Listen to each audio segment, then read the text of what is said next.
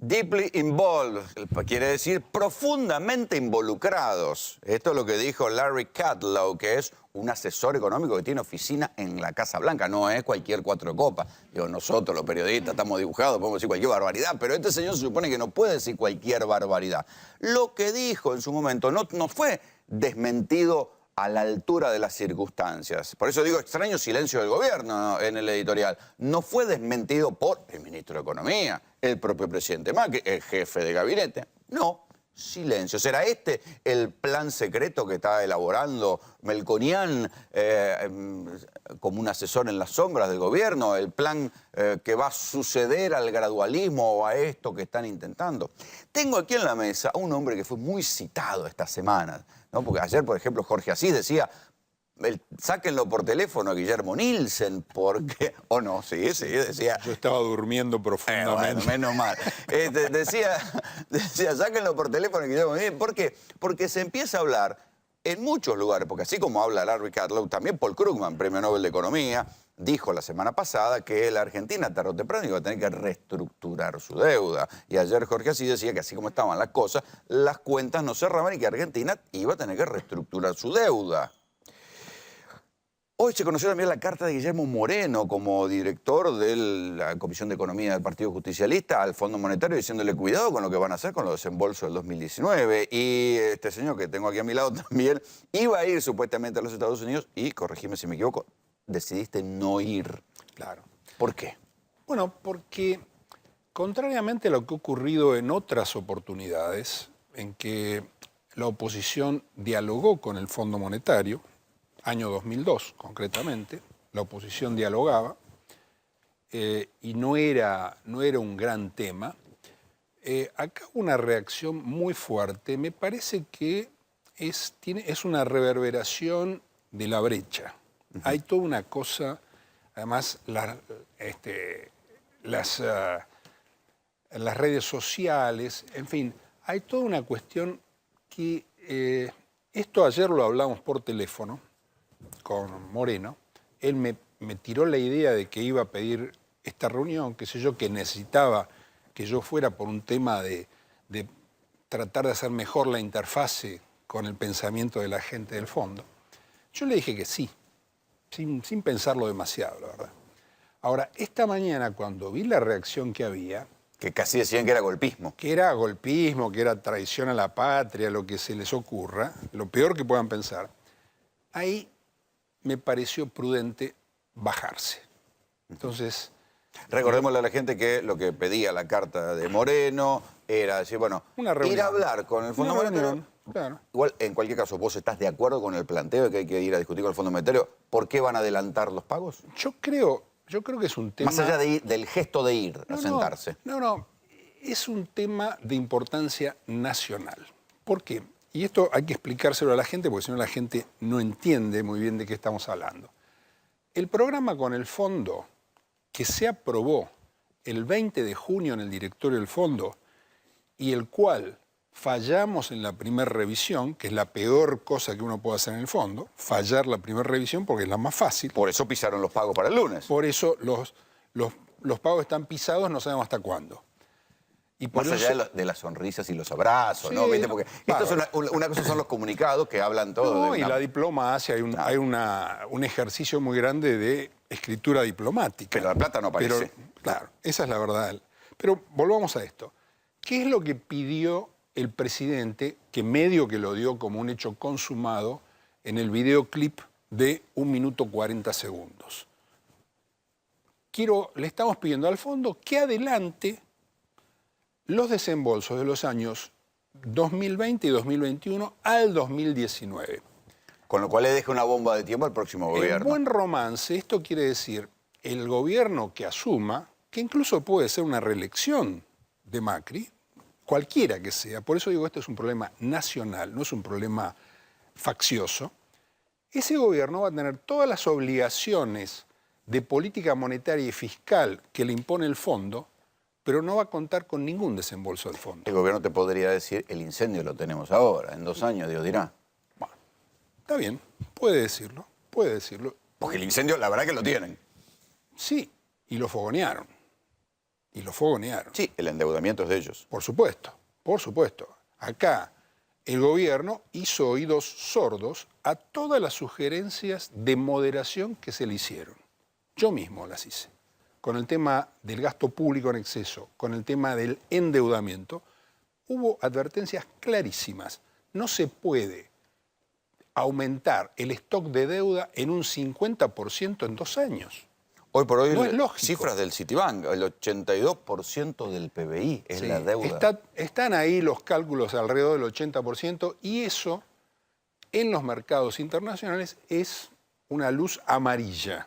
No es roja todavía, pero es amarilla. Es algo que Por eso le cortaron la plata. pone, no necesariamente por eso, la plata se le cortó porque Argentina no aprobó la primera revisión. Seamos sinceros. Se aprobó fiscalmente, la parte fiscal, pero ninguna de las otras. No se aprobó Pero inflación. tan mal pueden haber hecho los cálculos. Tan mal. Decime algo, si no me puedes decir algo vos, estamos jodidos. No. Mira, yo te digo la verdad, creo que se hizo una pésima negociación. Vos con el fondo podés negociar a cara de perro y muy duramente, y vos como parte de la Argentina les tenés que enseñar a los funcionarios del fondo cuáles son los límites de las cosas que ellos están pidiendo. Y esa es la puja que tenés en las negociaciones. Esa es, no es otra. No es que siempre tenés que decir que sí. No, para nada, para nada. Y le buscas la vuelta, bueno, esto no puede ser, pero tal otra cosa puede ser. En fin, es una negociación. Vos estás cambiando figuritas en un momento dado. ¿Vos cuando participaste del gabinete de Roberto Labaña, te tocó negociar con el fondo? ¿O Dos ya no veces. se negociaba? No, 2 veces negocié. ¿Y? Porque Dos era veces. en tiempo del default. Claro, pleno default. Yo negocié el stand-by especial que se le dio al presidente Dualde para llegar a entregar el gobierno y negocié el primer stand-by y el único de Néstor Kirchner. Los dos negocié. La segunda negociación fue muchísimo más fácil porque ya nos conocíamos, sabíamos cómo se trabajaba, y esa fue muy rápida. La primera fue durísima. Pero te insisto en ¿Qué esto. quiere decir durísima? Durísima quiere decir que te corrían el arco todas las semanas. ¿Un chumerío se grita en esas reuniones o todo Sí. es muy político? Sí, ¿Te gritaba con los tipos? sí. Yo tengo una peculiaridad. Es gracioso. Es muy difícil putear en el idioma que no es de uno. Es muy difícil, en serio. Sí, no Suena te- ridículo si un tipo no maneja muy bien el idioma, ¿Te puteaste con lo del fondo? por supuesto. Y yo manejo slang, yo hablo slang y sé putear. Es el lunfardo de Y Estados sé Unidos. putear, ¿entendés? Entonces, grandes trenzadas, todo muy duro. Pero ¿sabes qué? Se terminaba, acordábamos, se firmaba y se cumplía. ¿Ellos te amenazan con cumplía. cosas en una negociación así? Sí, ¿Con qué te cosas? amenaza. Mira, te voy a decir una amenaza concreta. Estaba previsto 1.500 millones de dólares para el rescate de lo que en ese momento eran las cuasimonedas. ¿Te acordás? No, sí, los De patacones. distintos colores, según la provincia. Lecop. El Estado Casi Nacional. digo las Levac, mira, pero no. Los Lecop. Sí, porque tanta jerga, ¿no? Bueno, para que te des una idea, en un intervalo, porque viste, no podés estar negociando seguido todo el tiempo, hay momentos de distensión, bueno, hacemos un break, media hora para tomar un café, qué sé yo, caminar, el que fuma se va afuera, ¿me entendés? En uno de esos breaks se me acercan y me dicen, Guillermo, los 1.500 no están. ¿Cómo no están si está aprobado? Está aprobado por el directorio, en la reunión de directorio tal, sí, pero el directorio los retiró. Te están apretando. ¿Qué te parece? Ni más, pero además no, olvídate, no es que si hacen tal cosa, no, se O sea que retiró. incluso juegan factores psicológicos también. Absolutamente, es negociación pura, en un andamiaje macroeconómico. Macroeconómico, legal, son equipos. Esto es una En negociación esos de casos, equipos. Vos estás negociando en nombre del país, no digamos la patria, pues es una palabra muy grande. Estás No, de negociando la en nombre- República. El término correcto es la República. Exacto. ¿Qué grado de autonomía tenés y cuánto te dependés del presidente o de tu ministro? Vos, o sea, bueno, y decir, bueno, hasta acá llego, tengo que llamar a Labaña o tengo Mirá. que llamar a Dualde. Yo sabía qué cosas podía comprometer. Digo, para pensar cuánto lo llamaron a Macri, ¿no? No. Yo sabía qué cosas podía comprometer y qué cosas no podía comprometer. Y teníamos realmente muy buena sintonía, no solo yo, mi equipo, era un equipo de primer nivel, y muy trabajadores, ¿viste? Y teníamos buena sintonía. Llegado el caso, frente a situaciones límite, bueno, lo llamaba a Roberto Labaña. Y a veces había cosas que terminaban en el presidente Duhalde o en Néstor Kirchner. Pero normalmente no era una cosa... Yo tenía pautas para negociar. Yo no tenía súper detalle. El súper detalle me lo dejaban a mí. Entonces, bueno, es así como se hace. Ahora... Y después sí, no volvía y te llenaban la cara de dedos acá. Decían, no, ¿cómo hiciste esto? Bueno, eso es otra historia. Ah. No, pero no por negociaciones. Fíjate vos, nunca tuve un inconveniente por una negociación. Sí tuvimos inconvenientes por cuestiones de otra índole. Por una vuelta tuve un problema bastante complicado para ese momento, que fue, estaba en Italia, ya estábamos en el canje de deuda. Entonces me invitan a un programa en la RAI que iba a estar dedicado a la deuda argentina, a los famosos bonistas canje, italianos. 500.000 de bonistas italianos. Era un problema se sentían político. estafados. Era un mercado donde Argentina cometió el error gravísimo de ir a los minoristas. En fin, toda una sumatoria de errores. Pero voy al programa. Ti chiama Rai 2. Entonces estaba Nicola Stock en otra parte del estudio, defensor de que los era bonistas. el defensor de los bonistas, que en realidad era un exgerente de banco que estaba salvándole la ropa a los bancos, no era otra cosa. Pero bueno, era un momento muy tenso. Entonces, para aflojar, yo me mandé de entrada pidiéndole disculpas a los bonistas italianos y explicándoles que esto no era una cuestión de voluntad del gobierno argentino, sino que era una cuestión, en el fondo, de matemática financiera que se nos escapa del control a todos, que estos se habían endeudado demasiado, que Argentina no podía pagar y que estábamos... Suena conocido. Me suena conocido. Bueno, ahora vamos a hablar de la ojalá nunca reestructuración. volvamos a eso, pero yo te redondeo esto porque me preguntaste, ¿alguna vez tuviste problemas? Entonces, la verdad, estábamos en Siena al día siguiente. Esto fue en Roma.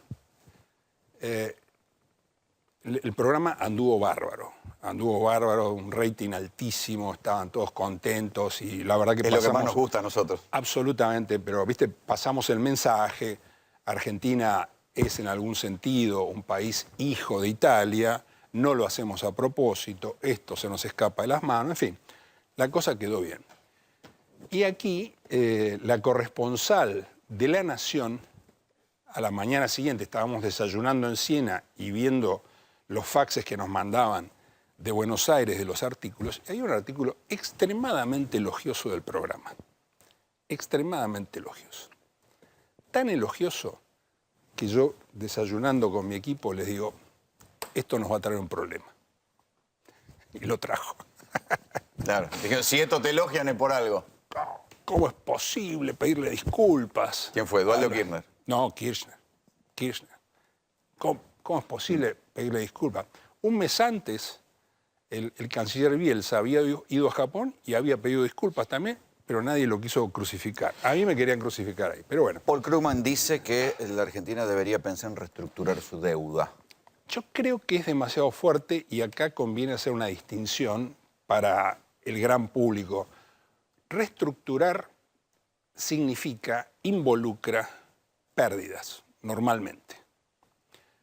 Hay otra cosa que no significa pérdidas en valor presente, o sea, en la distribución de los flujos de cupones en el tiempo de los bonos, que es el reperfilamiento de la deuda. Uruguay... Me suena a megacanje eso. Uruguay hizo un reperfilamiento de su deuda ¿Y la pagó? más o menos al mismo tiempo que nosotros estábamos con la nuestra. Claro, Uruguay tenía una situación mucho más liviana que la nuestra.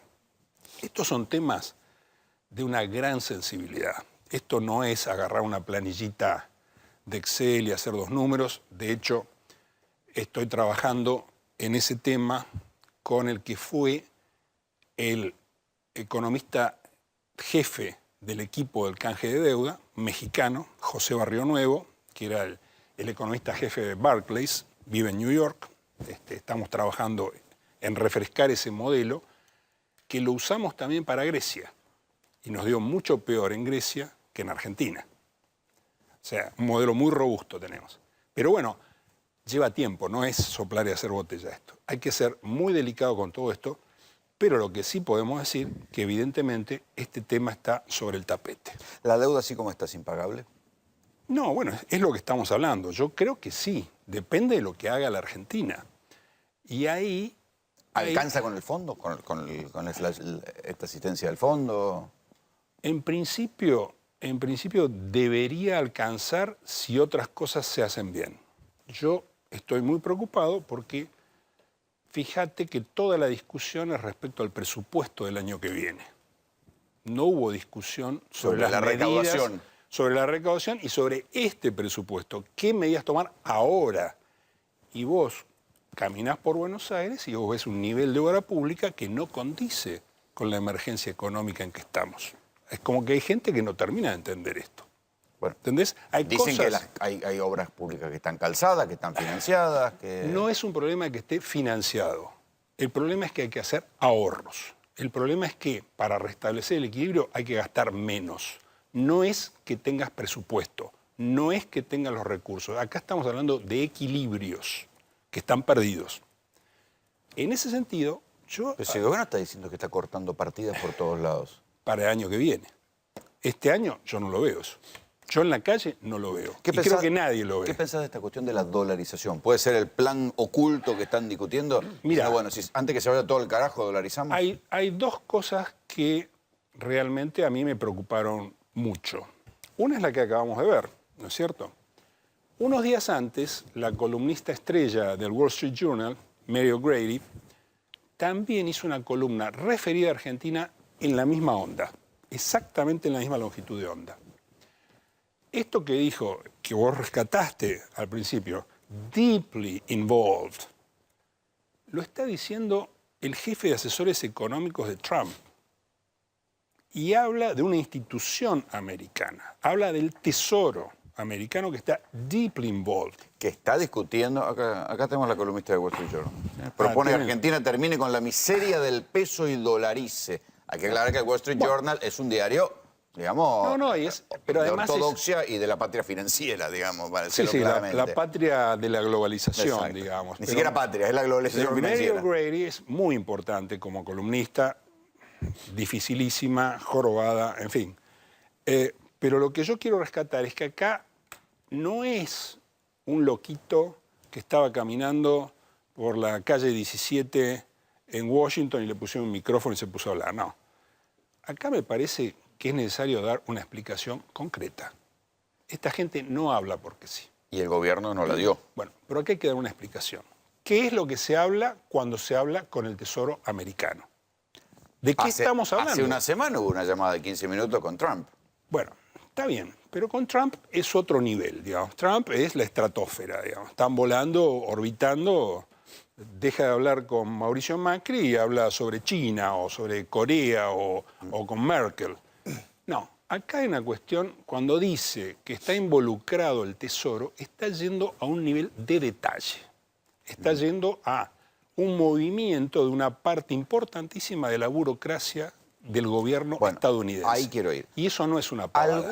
Algunos piensan o se preguntan si esto no es un experimento a escala continental. Del mismo modo que Trump critica la zona euro, ¿por qué no pensar en que la dolarización sea un primer experimento? No. Como algunos dicen, bueno, que hay que sacar el Banco Central. Digamos, no. Y encontrar un ancla monetario como había en el siglo XIX con el patrón oro. De eso no tengo ninguna información en ese sentido, pero ni en lo más mínimo. Creo que pero hay una corriente ideológica radical dentro del liberalismo que quiere No. En Argentina tenemos un problema muy serio, y es que el Banco Central, salvo muy pocos periodos, nunca funcionó bien. Siempre fue el motor de la inflación.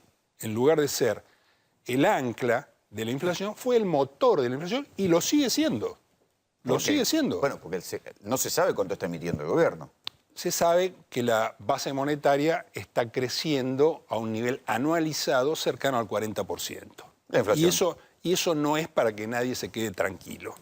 O sea, acá tenemos un problema muy serio con el funcionamiento de la tesorería y del Banco Central.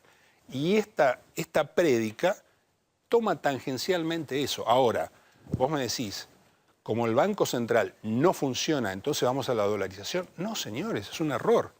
Tendríamos a los 6 meses inflación en dólares. Tendríamos una pérdida dramática de competitividad y tendríamos un brutal estancamiento. Acá lo que hay que hacer es que funcione bien el Banco Central y que funcione bien la tesorería. Estas cosas, ¿qué me asusta de esta magia de la dolarización? Es una idea muy simple. Entonces es muy fácil vendérsela a Trump. ¿Me entendés? Está bien, pero hay que decir que en su momento, con todas las críticas que después todos le hicimos, Cavallo con la convertibilidad, que no es la dolarización, ya lo sé, No es, pero bueno. ancló y pisó la inflación por un tiempo largo. Después se enamoraron todos de eso y después terminó la fuga de capitales, la crisis de la industrialización. Y vinieron las trampas, que entonces no eran solo los dólares de la reserva, sino también los bonos dolarizados que emitía Argentina, que los ponían junto con la reserva. Se terminó corrompiendo el sistema.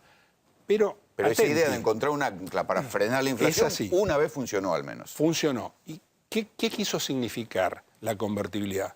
Anuló al Banco Central. El Banco Central dejó de ser Banco Central, pasó a ser una caja de conversión. Sí, así lo planteó Cavallo en su discurso. Y es lo mismo que está diciendo este señor, palabras más, palabras menos. Es una forma tajante de bloquear la expansión monetaria y terminar con la inflación.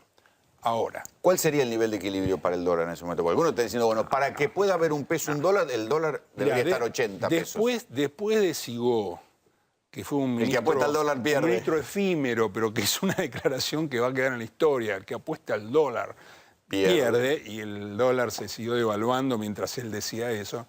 No creo que ningún economista dedicado a política económica te vaya a contestar eso. No es una cosa fácil. Hay un problemón y hay que resolverlo, hay que laburar para resolverlo. Esto no es mandar el hombre a la luna. ¿Tiene libreto para hacerlo o está empeñado en la misma receta que ya le dio malos resultados? ¿Tiene plan B? ¿El plan B es la dolarización? A mí hay cosas que no me cierran. A mí no me cerró que negocies un acuerdo con el fondo y lo incumplas. Porque es muy elemental, no es una pavada. ¿Viste? Es una cosa que vos sabés lo que tenés que hacer. Aunque seas un gobierno market friendly. Sí, pero tenés que cumplir. Si no cumplís, automáticamente una parte del mundo deja de verlo a Macri con ojitos celestes. Macri ya empieza a ser un sudaca. Uno más. Es así esto. Entonces, hay que tener cuidado. Cuando uno habla a un funcionario de alto nivel, mucho cuidado con lo que se dice y cómo se dice. En el videoclip donde dio por sentado como que la cosa estaba, pasaron 9 horas hasta que salió el comunicado del fondo, muy bien escrito, muy diplomáticamente bien escrito, acompañando lo que había dicho Macri. Esas 9 horas en Washington fueron de corridas para tratar de convencer a Lagarde de que, bueno, por favor, no lo dejemos pagando. Entonces, ¿hay plan B? Yo creo que no. Yo veo que hay una cosa muy de causística que viene desde el comienzo de este gobierno, lamentablemente. Pero corregime si me equivoco, pero si uno compara procesos, Macri hizo, de alguna manera, o está haciendo lo que termina siendo de la Rúa para corregir la convertibilidad. Devaluó y ahora está poniendo retenciones como para recaudar más. ¿No está intentando alguna solución heterodoxa dentro de la ortodoxia que venía? No, es la solución esta de un impuestazo a todas las exportaciones es un retroceso intelectual feroz. Es un retroceso intelectual feroz. Vos no podés hacer esto. Pero la Baña cerró el déficit fiscal con retenciones. Una cosa es con retenciones sobre ciertos sectores en una emergencia. Esto que estamos viendo no se vio nunca. Nunca hubo retenciones sobre todas las exportaciones. Nunca. Nunca. Nunca. Ni Krieger Bacena. Eso te iba a preguntar. No, olvídate. Esto nunca existió. Y a la vez yo noto como que hay una relajación. O sea, como que la cosa anduvo, entonces nos relajamos un poco. ¿Qué anduvo? Bueno, no incendiaron la Plaza de Mayo los exportadores, a eso me refiero. ¿No? Pero esto es un retroceso muy grande. ¿Por qué? Porque esto va a significar una pérdida de la competitividad de las empresas argentinas. Y porque el 3% en muchos rubros de exportación significa mucho. Hay cantidad de actividades que tienen márgenes muy estrechos. No es que ganás el 40%, entonces tenés paño para cortar. No. Esto va a llevar a un empobrecimiento de la economía argentina. Esto no es una buena salida. ¿Hay plan B? Yo no lo veo. Hay causística y buscar ver cómo hacemos, pero insisto en esto, este gobierno aumentó la deuda, el stock de deuda de los argentinos en un 50% en 2 años. ¿Y dónde fue? ¿Para qué sirvió esa plata? No está claro, porque no es que se tradujo en gran infraestructura ni nada por el estilo. No, en materia de infraestructura el gobierno ha sido obviamente mucho más eficiente que el gobierno de Cristina Fernández. La gestión de obra pública, la gestión, las rutas, o sea, hay cantidad de cosas que yo creo que se han hecho o se han iniciado. Eso no hay duda. El problema es que no te podés ir de mambo. Vos no podés largarte a la pileta, y mucho menos Argentina, con la historia que tiene en su vinculación con el mercado financiero internacional, que no es una historia fácil. Entonces, esto te pone de vuelta sobre la mesa, vuelvo a esto, el tema de sustentabilidad de la deuda. Vuelve el monstruo de la deuda a estar suelto. Entonces, ¿cómo lo volvemos a meter en la jaula? Sí, y otra vez la lógica esa de que el déficit hay que... O sea, lo único que hay que hacer es ajuste. Ajuste, que trae más ajuste, que trae más ajuste, claro, que trae más ajuste. Y al final siempre falta la libra de carne del mercader de Venecia. No, pero el principal problema fue el gradualismo. ¿Sabes por qué? Porque la tasa de interés no tiene gradualismo.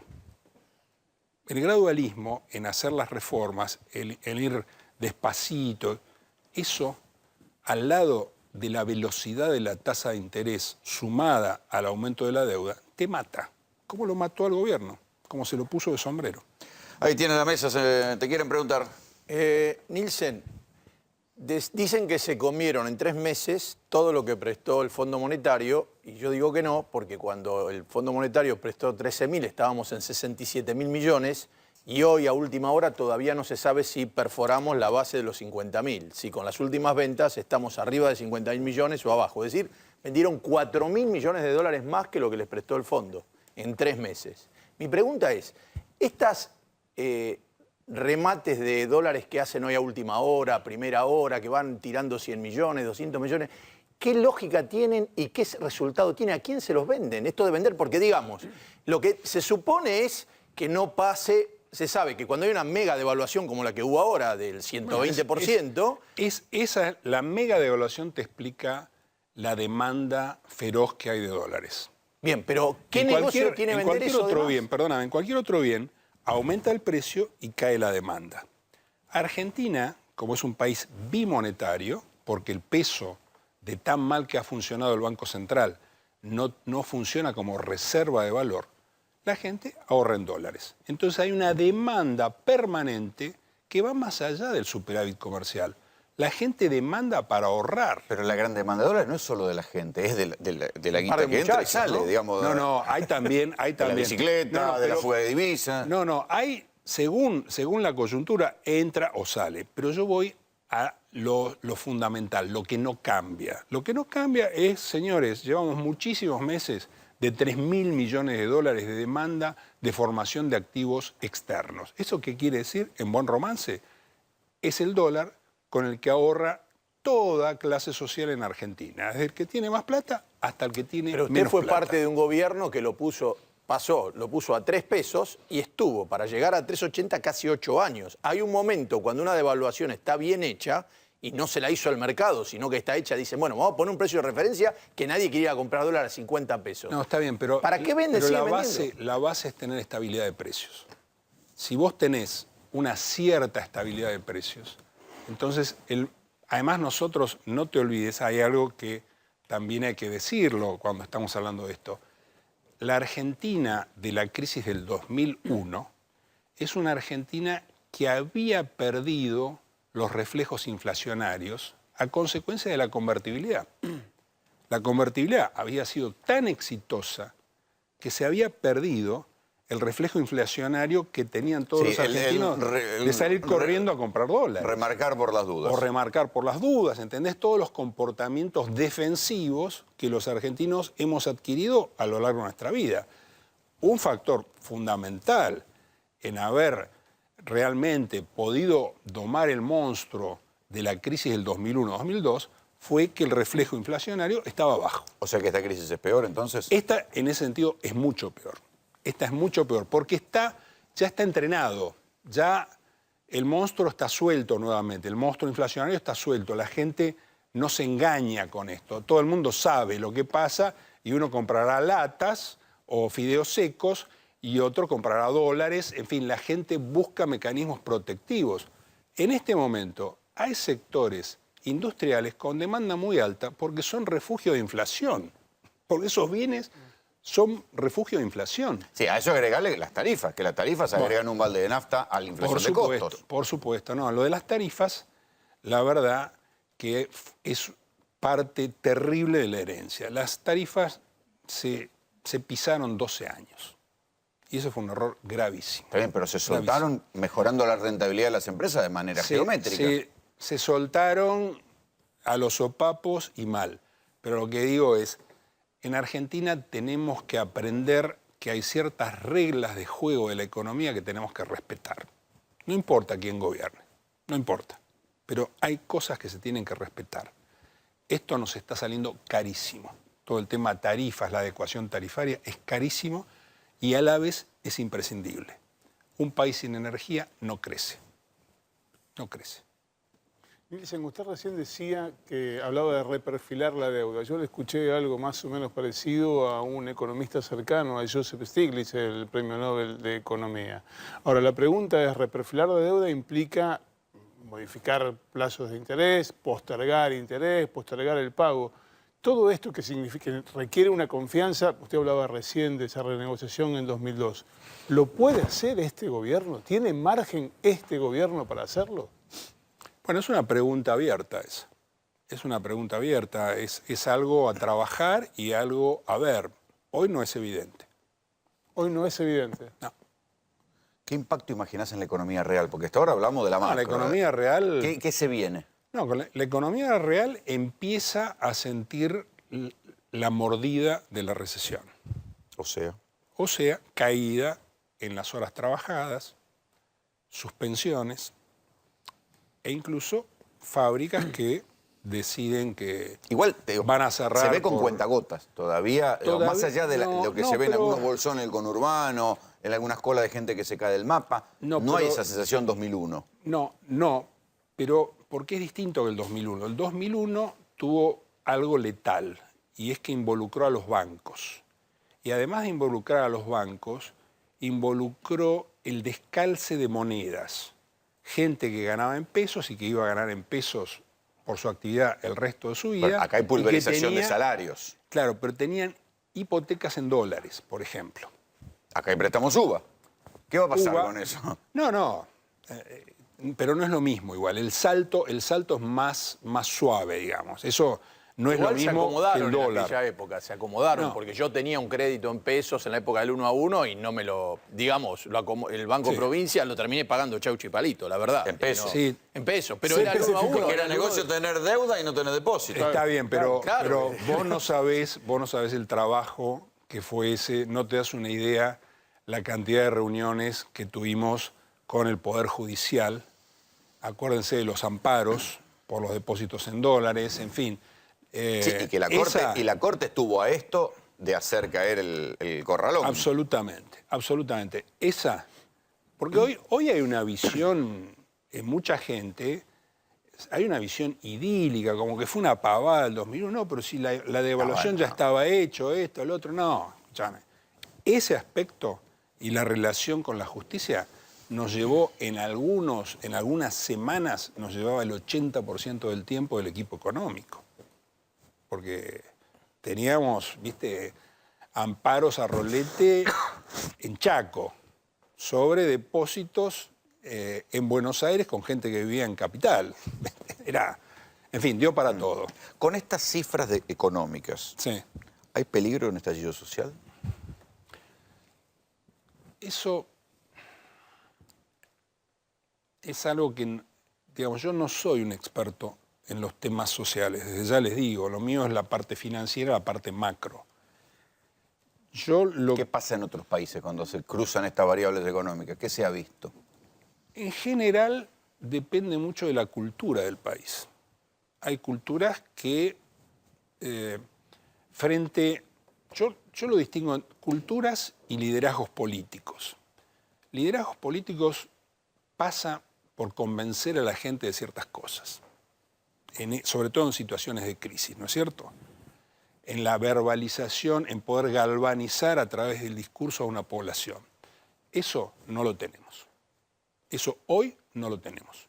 Acordate que allá por la crisis del 2008-2009, cuando hubo una especulación sobre el precio de los alimentos, en tanto commodities, hubo una cantidad de rebeliones populares por el costo de los alimentos, que en algún país se le disparaba el costo del arroz, en otro el costo del maíz, y había broncas populares por el costo de los alimentos. Acá se está disparando el costo de los alimentos también. No, es lo primero que se dispara, porque Argentina consume alimentos que exporta.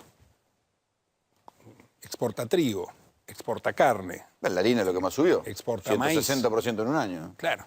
Bueno, ese es un problema muy serio que tenemos en Argentina y que lleva a que hoy muchísima gente esté realmente pasándola muy mal. Más allá de que este gobierno tiene el récord de gasto social. Pero tiene ese récord. Pero ¿saben qué? El gasto social es un paliativo. Nada, no hay sustituto para el crecimiento. Y eso es lo que no se está viendo. Al contrario, se ve para abajo. Se habla mucho de la necesidad que el gobierno acuerde con los gobernadores un presupuesto. ¿Esto serviría de algo para calmar las aguas? El gobierno lo presenta y dice, bueno, necesitamos que acuerden el presupuesto. Indudablemente el presupuesto es fundamental y es bueno tener un presupuesto acordado. A mí me parece que está sobrevendido el tema. Es una impresión personal. O sea, está sobrevendido, o sea, exagerado. Está exagerado y llegado el caso, ha habido situaciones donde por ahí hasta incluso desde el punto de vista del funcionamiento macroeconómico es mejor repetir el presupuesto del año pasado. O sea, bueno, eso es lo que amenaza el gobierno. ¿Saben qué? Te repito el presupuesto. Hay intereses y hay hipocresías también en todo esto. Y hay veces hay tanto ruido que es muy difícil ver realmente por dónde pasa la realidad. Desde ya sería deseable una armonía, desde ya sería deseable una convivencia política y que los argentinos estemos todos unidos alrededor de la necesidad de resolver los problemas nacionales. Acá tenemos problemas nacionales, esto supera los problemas de un partido político, que hoy Sí, claro. tenemos un partido en el gobierno, pero esto supera largamente. Acá hay que hacer un llamado a la convergencia de las fuerzas políticas. Y en esto... Pero ahí está la ideología, las cuestiones ideológicas y los intereses que representa cada uno. Mirá, cuando tenés que resolver problemas concretos de la alimentación de la gente, de dar empleo, esas son cosas muy concretas. La ideología y la teoría económica y la praxis económica te brinda una cantidad de herramientales espectacular. Pero eso fue un contexto muy particular del 2001-2002, porque caído de la Rúa y Cavallo, Duhalde y Alfonsín, que representaban dos partidos diferentes, ahí sí acordaron. Pero ahí tenías una situación que hoy no existe. Grieta. Hoy no existe esa situación. Duhalde podía comprometer al peronismo, y lo hizo, y Raúl Alfonsín podía comprometer al radicalismo. ¿Quién puede comprometer hoy al radicalismo? No, nadie. ¿Quién puede comprometer hoy al peronismo? O sea, tenemos un problema. Sí, en todo caso, ni siquiera se puede comprometer para un plan en común, una unidad ciudadana y el peronismo disperso tradicional. Pero necesitamos hacerlo. Primero necesitamos hacerlo. tendría que comprometer el macrismo, ¿no? Sí. Porque es lo que no Está bien, tiene pero suponete plan. que no suscriba un plan alternativo no hay y diga, plan. no, muero con la bota puesta como fue de la Rúa. Claro, pero ¿a qué lo va a llamar? Uno lo puede llamar a una mesa cuando hay un plan. Le dice, mire, vamos a presentar este plan. Si hay digamos, hay hasta la fantasía de que puede haber un plan dolarizador venido de Estados Unidos. Ya directamente es una locura. Como no, el Fondo Monetario no solo presta plata, sino que hasta pone un plan. Digo, Bueno, ahí no fue el fondo, ¿eh? Esto fue lo que se verbalizó es el Tesoro americano. Bueno, y, lo mismo, sabemos que el gobierno está hablando con el Tesoro americano. Y no sabemos, Y no sabemos qué están hablando. No sabemos qué están hablando. Bueno, pero no puede llamar a una mesa a nadie entonces. Bueno, ¿A quién va a bueno, llamar? está bien, hay muchas cosas que están por resolver acá, pero ¿saben qué? Tenemos urgencias. Tenemos urgencias. Acá no hay tanto tiempo como para perder el tiempo. Se habla mucho del gasto de la política, que hay que recortar el gasto de la política. ¿Esto es relevante o es más simbólico que otra cosa? Yo creo que es más simbólico que otra cosa. Creo que en realidad las grandes ineficiencias están en otros lados, están en la obra pública, están en cantidad de regulaciones absurdas que tenemos en Argentina, algunas que nos llegan, ¿no es cierto? Que son los registros automotores. ¿Cuál es el rol de un registro automotor? O sea, hay cantidad de O cosas... sea, a la hora de pagar todos lo puteamos. ¿No? Claro, claro. Y pagamos ¿por qué pagamos? ¿Cuál es la magia que está detrás de eso? Pero hay cantidad de cosas, tenemos una cantidad de impuestos absolutamente excesiva, una cantidad de regulaciones absolutamente excesiva, señores. Yo esperaba que cambiara eso, ¿cierto? Sí, pero hay un problema, un agujero fiscal. ¿Quién va a bajar? ¿Cómo? Porque también te dijeron, bueno, vamos a bajar impuestos y se les agrandó el agujero fiscal. Bueno, pero hay cosas que no se pueden tolerar. No es posible pagar impuestos sin ajuste por inflación cuando la inflación es del 40%. Vamos a fundir a todas las empresas de Argentina. Para salir de esto necesitamos empresas. Y necesitamos empresas con rentabilidad. Nosotros no podemos tener la normativa impositiva que tenemos donde vas a terminar pagando impuestos por la inflación. Inflación que generó el Estado. No va. Pero esto hay que hablarlo seriamente. Con la FIP, con una voracidad fiscal que te embarga la cuenta. La cantidad de pymes con cuentas embargadas. A mí me que dicen, te chupan la plata con anticipo de ganancia y cuando te tienen que devolver te lo devuelven sin actualización. Me dicen que hay récord en los últimos meses de embargos en la FIP. Me aseguran que son niveles récord que nunca ha habido tanto. El otro día leía que como ahora. en Chubut, provincia en crisis, hay 1.800 pymes embargadas. En Chubut hay 68.000 millones de pesos embargados por la FIP en cuentas bancarias. Bueno, señores, acá hay que tomar el toro por las astas. ¿Y esto? Si te digo esto, mirá, date vuelta. Sí. Sí. Es el comienzo. Capacidad ociosa de la industria en julio fue la más alta de 2002, o sea, el momento donde vos estabas en el gabinete. Sí. ¿Cómo se sale de esto? Bueno, ¿Solo con devaluación? no, la devaluación ya está. Necesitamos que no se siga devaluando, en realidad. Necesitamos controlar la oferta monetaria y tenemos un gran desorden monetario en el horizonte que es la eliminación de las LEVAC. Ese es un tema medular y es un tema sobre el cual hay que terminaron trabajar. todas las LEVAC? No terminaron todavía. Es el eterno retorno. Es el eterno retorno, los bancos no se pueden presentar a las licitaciones, en fin, hay todo un tema. Pero eso que se dejó crecer en estos 2 años en forma monstruosa... Se convirtió en un cáncer. Y se defendía además del crecimiento, parecía que era lo correcto y salían grandes genios a dar cátedra como si fuera la Reserva Federal. Bueno, eso es un drama que tenemos. ¿No descartás que ello haya sido una manera sofisticada de robarse la plata? No, no sé, yo no lo veo así. Yo creo que fue...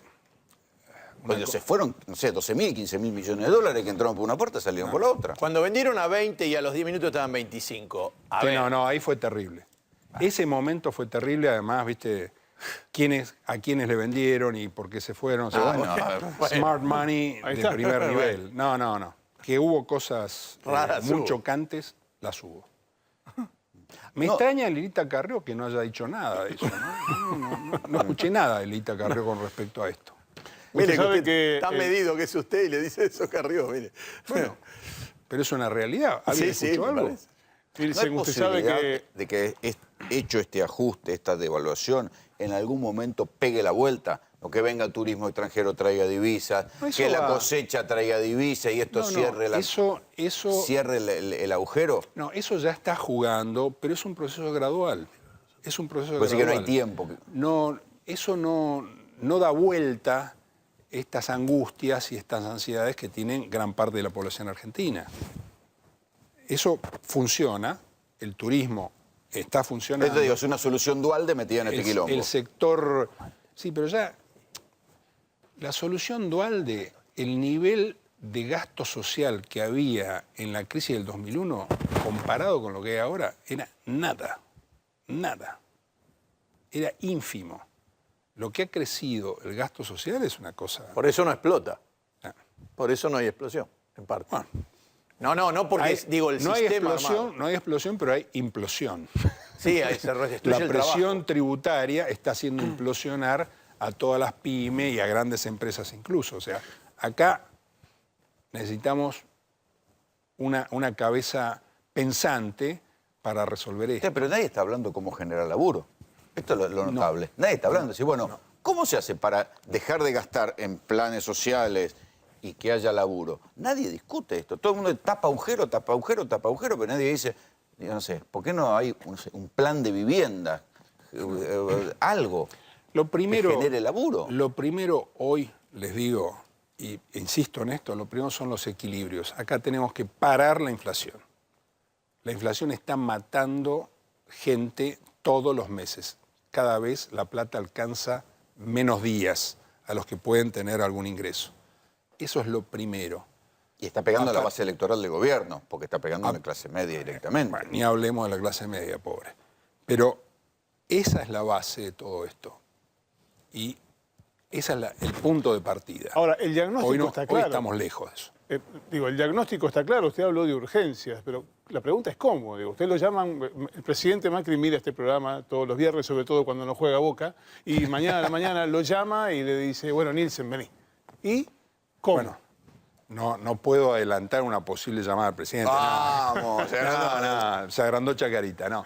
No, la verdad es que muchos economistas en distintos momentos le hemos hecho llegar sugerencias al presidente. No es Y cuestión te la devolvieron con un avioncito. no es cuestión de ventilarlas ahora, pero la verdad, cantidad de sugerencias para desarmar las LEVAC, sobre todo para darle otra, para moderar la inflación. Hay cantidad de cosas que se hicieron.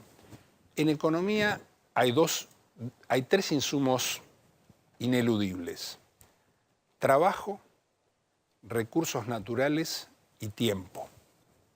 Acá se perdió 2 años y medio. Entonces, hoy todo es mucho más difícil y más cuesta arriba de cosas que se deberían haber hecho. Pero bueno, estamos acá. Hay que empujar para adelante. Guillermo, muchas gracias por venir. No, a ustedes, buenas noches. Gracias. Hablábamos de...